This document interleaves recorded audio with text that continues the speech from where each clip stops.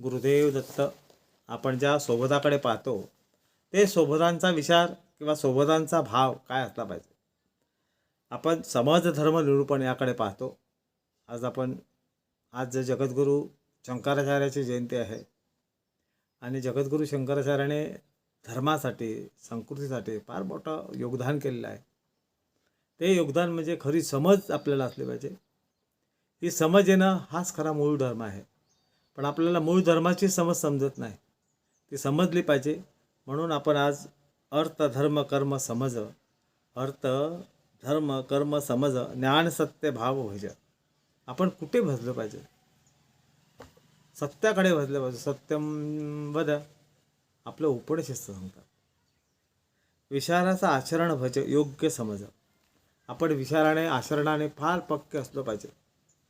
आज आपण विचार आपल्याकडे नाही, त्याच्यामुळे खरा समज नसल्यामुळे विचार आपल्याकडे नाही. ते विचाराची समज येणं हा फार मूळ धर्म आहे. आणि तो मूळ धर्म ज्याला समजला तो खरा धर्म, खरी भक्ती, खरा कर्म. अर्थ धर्म कर्म समज. अर्थ आणि कर्म हे समजलं पाहिजे. आपण धर्म काय तर हा मनुष्य धर्म आहे, तो आपल्याला समजत नाही. आपण कुठल्याही धर्माला स्वीकारतो असं नाही मी सांगत, भक्ती करतो असं नाही सांगत. कुठली भक्ती करा, काय करा, आपण करा, मूळ धर्माकडे आपण जर गेलो पाहिजे.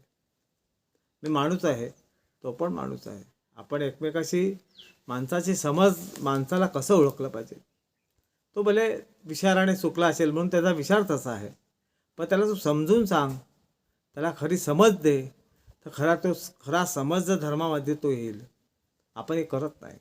अरे याला काय शिकवलं तर काय समजत नाही, काय नाही, आपण हा विचार करतो. काय तर सतत 10 क जा 15 क जा त्याच्याकडे जा. त्याला समजावलं पाहिजे, खरी समज दिली पाहिजे. आणि खरी समज देणं हाच खरा मूळ धर्म आहे, योग्य समज आहे.